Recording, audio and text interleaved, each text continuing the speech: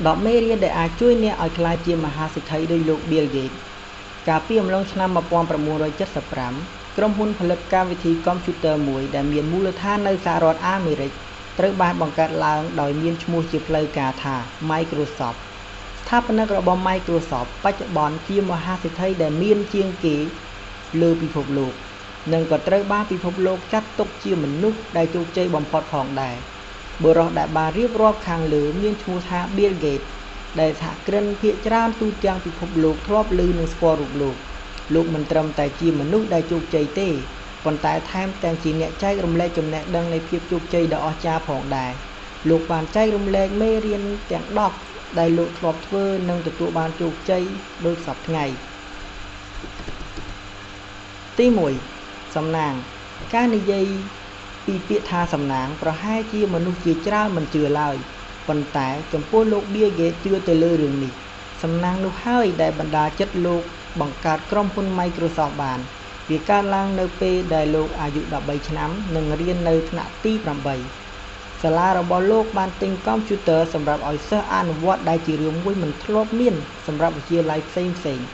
ការដាក់កុំព្យូទ័រឲ្យសិស្សប្រើប្រាស់នេះហើយដែលបានឆក់ចិត្តលោកឲ្យស្រឡាញ់និងចូលចិត្តកុំព្យូទ័រចំណុចទី2ធ្វើឲ្យសំណាងដែលទទួលបានកាន់តែមានតម្លៃ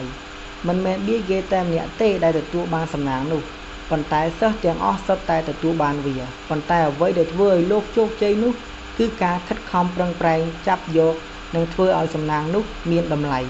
លោកបានឲ្យដឹងថាក្នុងសម័យនោះបច្ចេកវិទ្យាកុំព្យូទ័រជាពិសេសកម្មវិធីសម្រាប់ប្រើប្រាស់នៅមិនទាន់មានច្រើនដូចសពថ្ងៃនេះឡើយដូច្នេះបើសិនជាលោកខិតខំប្រឹងប្រែងសិក្សានិងចាប់យកឱកាសនេះលោកនឹងទទួលបានជោគជ័យជាក់ជាមិនខានចំណុចទី3ស្វែងរកអតិថិជនគន្លឹះជោគជ័យនិងបរាជ័យនៅក្នុងអាជីវកម្មគឺស្ថិតលើចំណុចនេះបើសិនជាអ្នកមានភាពខ្ជិលច្រអូសក្នុងការស្វែងរកអតិថិជនអាជីវកម្មរបស់អ្នកក៏នឹងមិនអាចជោគជ័យបានដែរនៅពេលដែលចាប់ផ្ដើមបង្កើត Microsoft ដំបូង Bill Gates និងដៃគូសហការរបស់លោកគឺ Paul Allen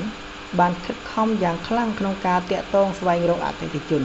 ហើយចុងក្រោយលោកក៏បានទទួលការបញ្ជាទិញពី MITS និងបង្កើតក្រុមហ៊ុនជាផ្លូវការក្នុងខែមេសាឆ្នាំ1975ទី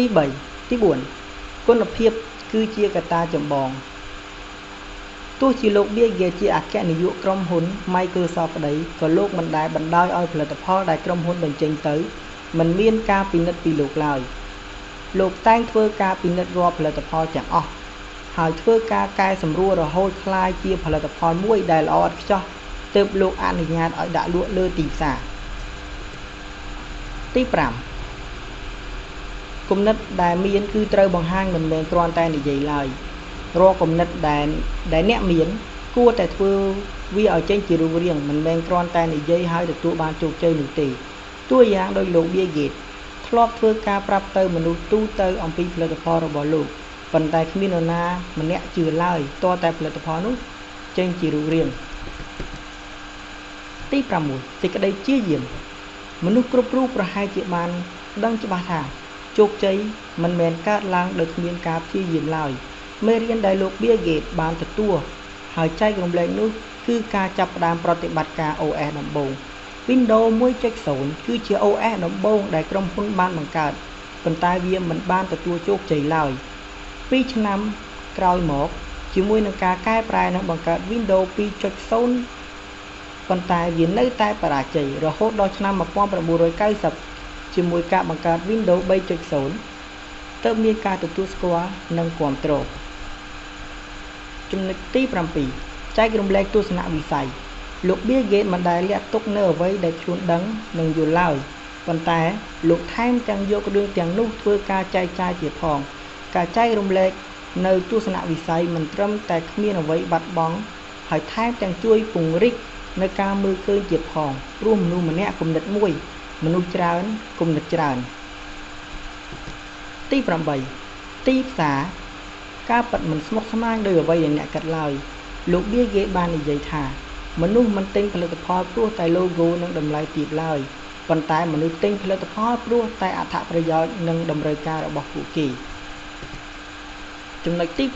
9គម្រាមពីភាពជោគជ័យវាប្រហែលជាមានភាពប្លែកនិងផ្ទុយពីគំនិតរបស់មនុស្សជោគជ័យដទៃលោក Bill Gates បាននិយាយថា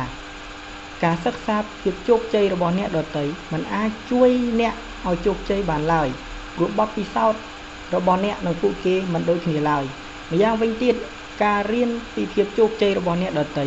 នឹងបាំងអ្នកមិនឲ្យមើលឃើញច្បាស់ពីគោលដៅពិតរបស់ខ្លួន